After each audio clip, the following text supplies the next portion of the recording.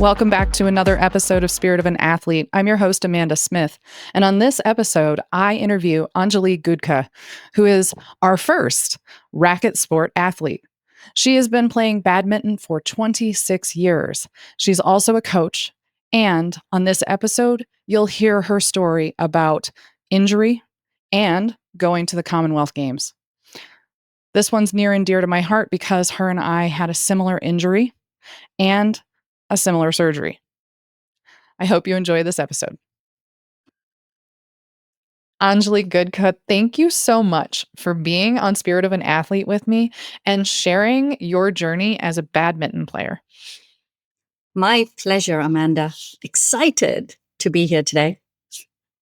Me too. You are my first racket sport participant on the podcast, just so you know. I know, right? And it happens to be badminton. Okay, so I'm going to share a little story. When I was a softball player at the University of Illinois, Chicago, the running track was above the main gym floor. And every day that I had to run that stinking track, I hate to run, I would watch, and that would be my entertainment, is watching all of these people play badminton.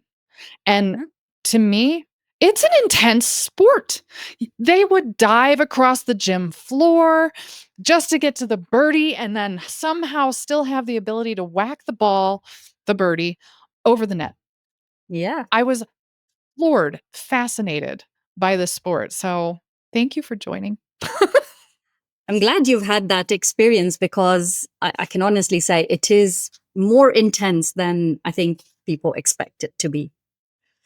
I feel like people think that it's like you're wearing all white and you're British and you're going to just lob the birdie and whack the birdie, right? I mean, that in my mind's eye is what a lot of people probably think badminton is. But to see people dive and to you've got to really get your body into that position to get to the birdie. And those things don't fly like balls. They fly faster.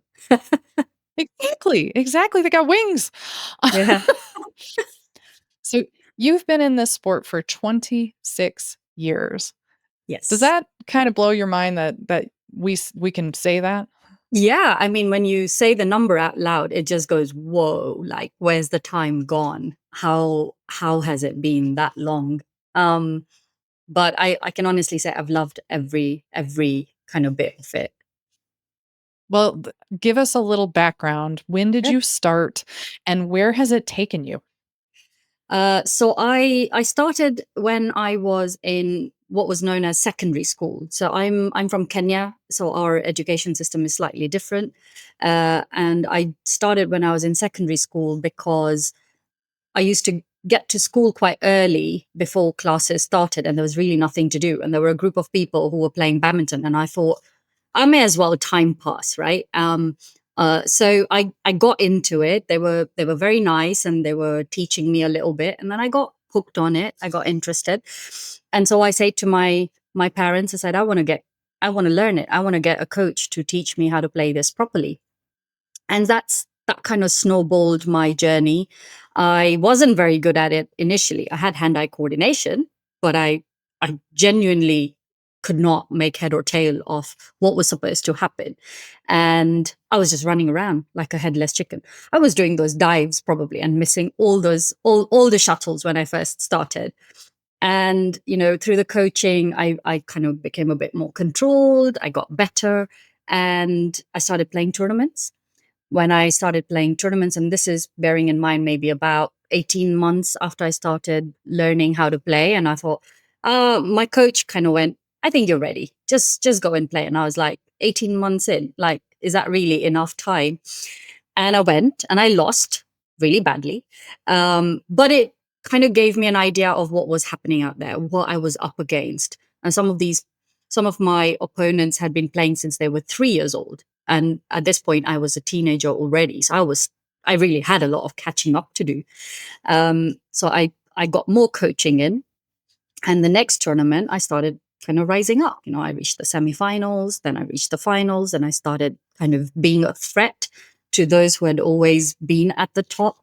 And I got selected to play for my country. And I played a few international tournaments and then came qualifying for the Commonwealth Games in 2000. So I played. I didn't expect to get anywhere with that because I was still a junior. I was only 17 at the time, and there were a lot of other senior players who were competing for the same position, and I managed to qualify. So I was then flying out before I knew it to play the Commonwealth Games for Kenya as a 17-year-old with no real international experience of that I guess size or caliber. But the experience was amazing. It was an eye-opening experience, and I definitely learned a lot from it to kind of what then informed the second half of my badminton journey, essentially. And that is? Uh, well, well, I went on to play a lot more tournaments and then I moved to the UK. So I stopped playing international. I moved to the UK. And as I was trying to then do the same in the UK, which has a very different system and it's a lot more competitive than what I had in Kenya, I started injuring myself. And that's the biggest setback any athlete can have, and it knocks you out completely, not just physically but even mentally. And it was definitely something for me to have gone through that. And what I'd had with the Commonwealth Games, what I'd had in all the tournaments, all of that learning kind of helped in that second stage of the journey where I almost needed to find my passion again for the sport and make sure that I was returning back to the sport. Wow. Okay, what kinda injuries did you experience? The main ones, apart from sore muscles, the main ones that I actually have had are ACL surgery. So that's the anti-cruciate ligament in the knee, which for badminton players is the most common one to get injured because there's a lot of pivoting, there's a lot of impact. So even though it looks like a non-contact sport, it does have a lot of impact on the knees, and my knees couldn't handle it. So I managed to rupture my ACL Huh. on both knees, but on different occasions. Were you what was the time frame between the 2 ACL? Uh, 15 years apart. They've been 15 years apart. Wow, okay, so how old were you when you had your first, and which knee was it? And then how old were you during the second? Ooh, ooh, that's telling now. uh, Yep. the first one that I had, I was, oh gosh, I was just about between 25 and 30 years old when I had the first ACL. And this that was on my left knee. And then the Mhm. second one, I just had it last year, so 15 years later. And that was last year. I'm still under rehab and recovering from it, and that was on my right knee. Okay. Yeah, thinking about it, I'm like, okay, so I'm thinking tennis, it's a much bigger court. You've got, the amount of agility that you have to have in order to play that sport Yeah, is unreal. Those athletes have to be able to move side, back, pivot, twist, turn, and badminton is a much smaller court. It's almost so a lot of people now know pickleball, so it's almost the same size as a pickleball court, yeah. but the net is higher, and the birdie has to fly up and over it, and it Yeah. flies faster than what we would see with a wiffle ball on a pickleball court Yeah. because it's small rubber with wings, literally. Mm. So, okay, what I've blown my ACL, so left ACL reconstruction when I was 17 years old, 18 years I was 18. Uh, actually, I was turning 18, that's right. And for me, it was volleyball. Again, another high agility sport. I went and jumped up in the air, came down, and my knee dislocated because I landed pigeon-toed, and because my glute medius, which is your rotator in your glute muscles, was very weak. and, yeah, a lot of fun things happened. I dislocated or I let's see, I tore the ACL completely. I stretched the MCL. I pinched the LCL. So MCL is the one in the middle, LCL is the one on the outside. I fractured my, uh, let's see, the top one's the femur. I fractured the femur Wow. and, uh, and I partially tore my meniscus. Does this all sound familiar to you? Oh, very much. Apart from the fracturing, the first time I got my ACL rupture, I also it shredded through my meniscus as well. And so the lateral ligaments were a little bit weaker, but they held on. But the ACL pretty much gave way, and the meniscus was by that point pretty much gone. Okay, so when you had your ACL reconstruction, they Yeah. also fixed your meniscus. Yes. Yes. Okay, do you still have a meniscus? I do. I do. So it wasn't completely gone. It was a lot thinner. The layer Yeah. that it's supposed to be, it was a lot thinner, and it was frayed. So it was hanging out on the sides and causing me a lot of pain. So they basically tidied it up and they stitched the bits that were shorn, just so it could heal and avoid that pain that I was getting. Okay. So your first version of this, how long was your recovery? So that's interesting. I guess medically or biologically, the recovery expectation was about 12 to 18 months, and that's mainly because of the meniscus injury meant that I had to wear a knee brace. So I was limited in the movement because I had to give it at least 4 months to just bed down and recover. But the Yep. ACL needed movement straight away, the bending, the kind of pushing it. And Yep. I couldn't get to that because of the Oof. meniscus issue. So Oh my god. we had to focus on the meniscus first and then work on the ACL, which meant that I wasn't up and about for at least 6 to 8 months before I could lose the crutches, and walk unsupported and get back into kind of a bit of a daily lifestyle, so to speak. So it was a lot longer. That was the kind of the biological side of it, but also mentally I was not prepared.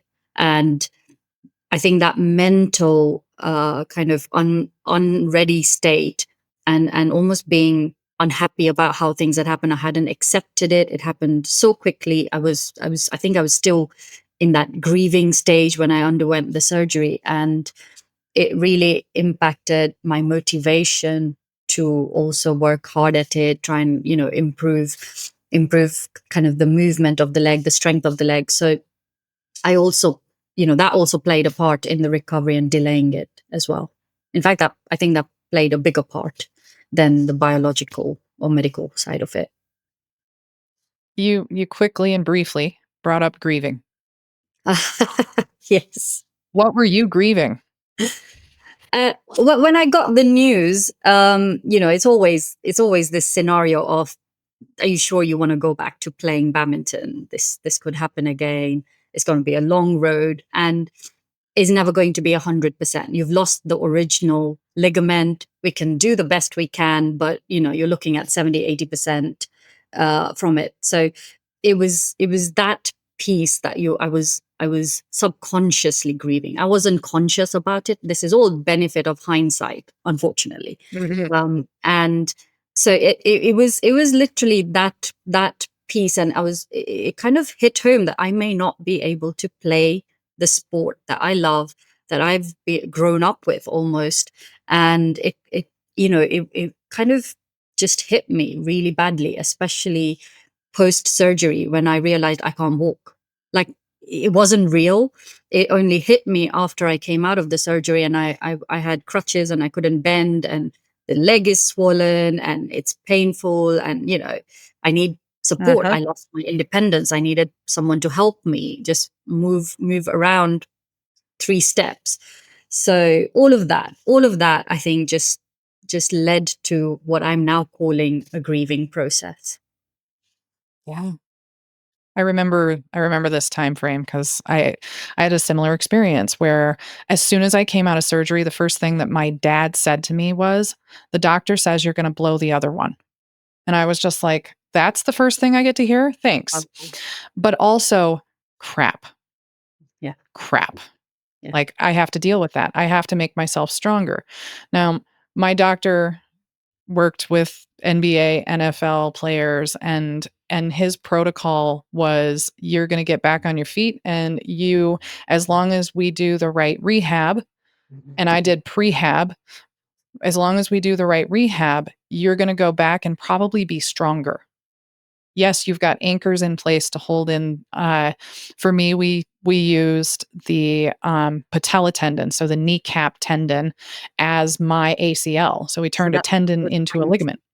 Yeah. That's how you had okay. Yeah. Yeah. Yeah. And then after surgery, they let me have full range of motion, and within 2 days of getting full range of motion, I stepped down a step, my muscles tightened, and my muscles were stronger than my patella tendon, and Mm. it ripped my kneecap apart, and I broke my kneecap, but it was holding on by the a point of a pencil lead, so I didn't have to have surgery. If it would have completely broke, I would have been in surgery again, which would have been awful. But Mm. my recovery was 5 months. Yeah. And I was grieving during those 5 months. What am I gonna be like as an athlete? But also because I'd lost I'd lost a scholarship in that time frame. They were like, "Oh, you're probably not gonna recover. You'll never be 100%." Those same things that Yeah. you were told. But then 15 years later, you blew your other one. Whilst also playing badminton. So that's the positive news, I guess. I went back to it. Exactly. I played hard and I did the other one. So now you're going through this same process. Is the recovery time the same amount? Actually, no. So this time I'm a little bit better informed because I've had the experience of the first one. So I was asking the right questions. I also had prehab. So I had almost a year of prehab to make sure my muscles were ready for that kind of invasive procedure. The first Mhm. time round, I between rupturing the ACL and the surgery, there was only 2 months, so there was no time for prehab.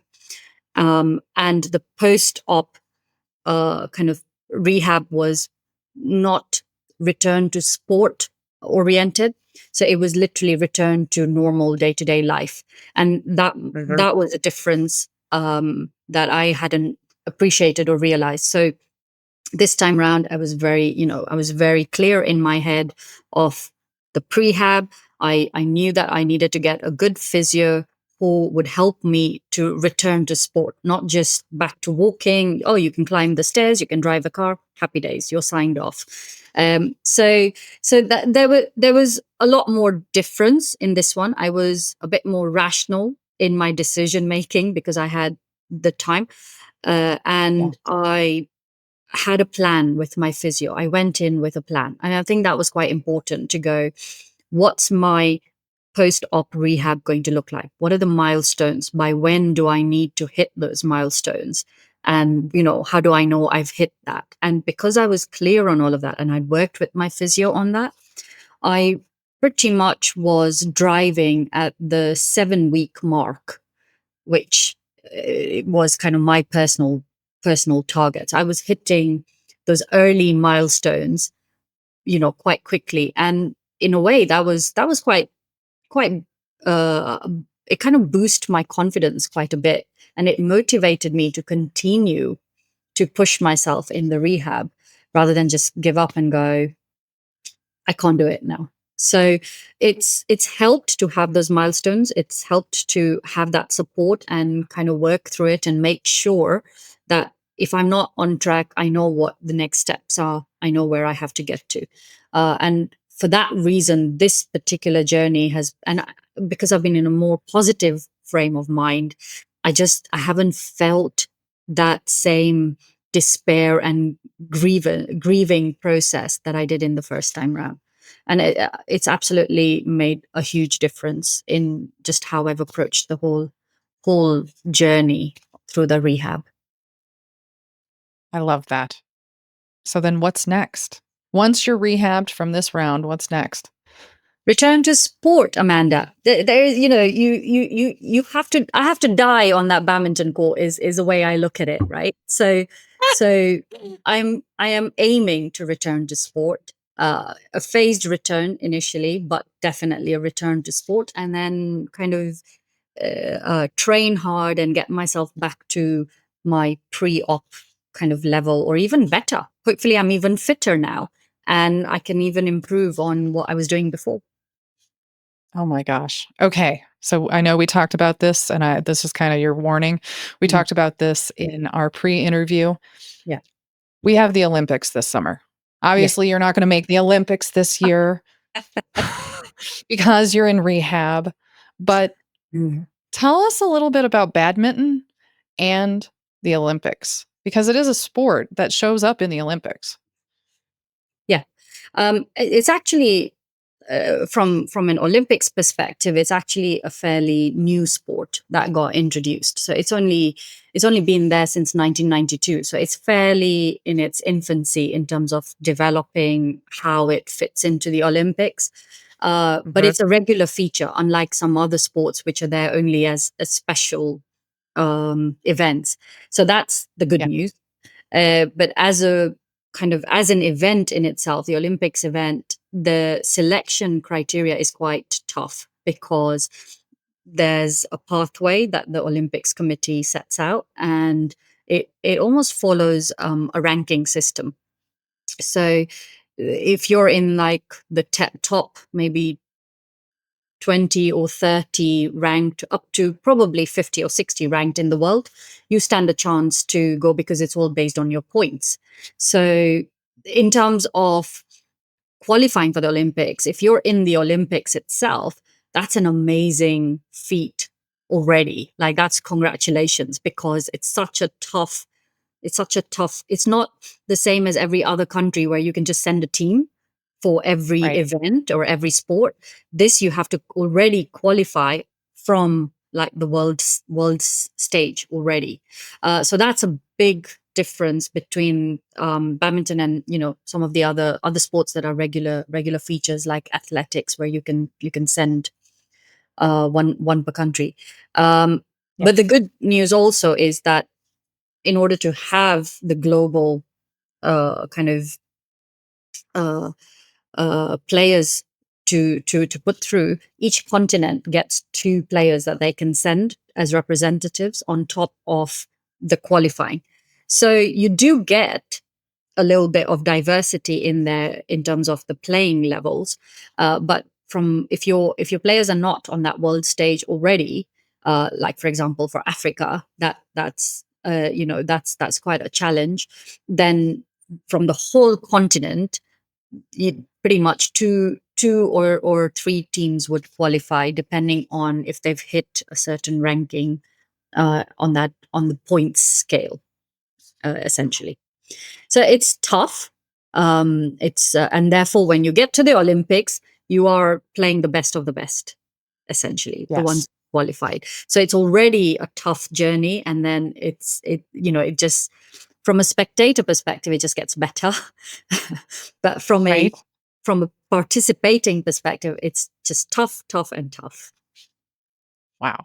Yeah. You have me thinking about softball. So, softball joined Olympics in 1996. So, it's actually younger than Yeah. badminton, but it's one of those sports that if that country who's hosting can have stadiums for softball, they'll host it. So, like this Olympics in Paris, we're not going to see softball there. But then LA is 2028.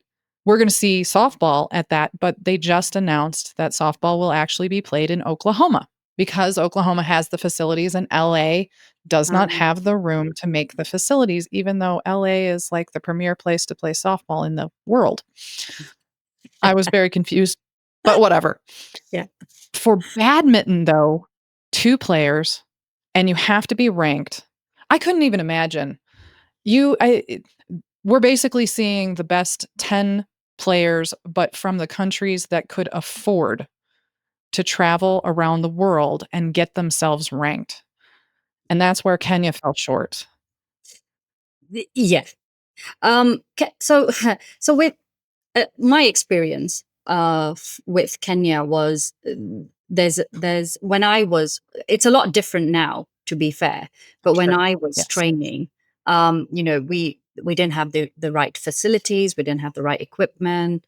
We had some coaches that we did get in from other countries who were more experienced, but because you're also not competing on that international scene all the time, your level of play just stagnates because you're used to the same players. So that in itself was a challenge. And then in terms of the quality of training that we were getting on a regular basis was just not sufficient. Mm.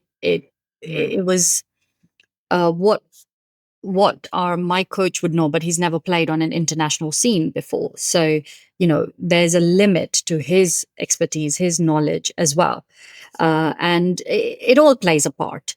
Also, we Yes. were all very, I mean, certainly I was very young. So I wasn't always, how do you say, receptive to certain feedback about my type of play. And you kind of want to The rebel. 17-year-old? No way. Yeah. Well, there's challenges, and there wasn't that right level of skill set to deal with those challenges as well. I think looking at it now, and I keep in touch with kind of what's happening in Kenya, in Africa, and there are pockets of funding. There's pockets of opportunities for these players to go elsewhere, get some training, and come back. And even the Mm. training that is being provided now, there's a lot more awareness of kind of that level. So the kind of the training that's being provided is of a much higher quality than what I had experienced. And rightfully so, because there's, with technology, with advancement, there's just so much more available, and more opportunities for Africa are being afforded now through various initiatives, as you can imagine. And it's Yes. it's just ensuring that it gets to the right kind of talent pool, and that they benefit from it in the right way. So I think we'll see it. I'm hopeful. I'm personally quite hopeful that we will one day see Africa kind of on that world stage of badminton quite regularly. But for now, they've still got a long way to kind of get there. I'm hopeful that we'll start to see baseball from some of the African countries Yeah. and eventually softball. So yes, I'm right there with you when it comes to that country. It's a near and dear. Kenya is near and dear to my heart. I've been there. Flew into Nairobi and then went into the northeast portion of that country and then all along the coast. And I can't wait to go back and I can't wait to take my daughter. Were you in Nairobi? I was, yes, yes, born and That's brought up in Nairobi. love that. That city does not sleep. But that seems to be true for all big cities nowadays, Exactly. except maybe Denver where I live. Yeah. Ugh. Are you a coach now? Yes, I am. I've actually been coaching for the last 17 years as well. So that in itself has been quite a transformative journey in how I approach badminton now as well. And I think that's been an asset to how I play, how I interact with the sport. And I love it. Absolutely love it. I am sure your students, your players are blessed to have you because you are still in the sport, still playing the sport. I think about myself in this situation. I don't play softball. I don't pitch in games anymore. And it's unfortunate that I don't have that to back me up anymore. I, of course, stay up to speed on all of the things that they're teaching, but you're in rehab. How are you coaching still? But that's the beauty of coaching, Amanda. As a coach, I don't have to run. It's the students who have to run. It's the students who have to kind of work hard. So, it's kind of worked well for me, but it's also meant that I've kept in touch with the game. So the return to sport, hopefully, will be a little bit easier, because I haven't lost my touch completely and I'm not rusty and hitting the frame and, doing all of that. I'm hopefully I'm going in not from zero, but like at 30 or 40 as a, when I return to sport. But yeah, I mean, through the rehab, I did have to take a little bit of time off from the coaching, when I couldn't walk, there was and couldn't stand for too long. But that's why my milestones and my targets were quite aggressive with my physio, because I didn't want to take a long break from my coaching. And so my first milestone was I've got to be able to stand for 3-4 hours unsupported, so I can actually, at least coach my students. And that was one of the reasons to get to driving by 7 weeks. And then kind of I started coaching within 8 to 9 weeks of my surgery. Good job. Yeah. That's so one of the things that I love about sports is if you already have the muscle memory, you already know what your body does, and obviously 26 years, your body definitely already knows.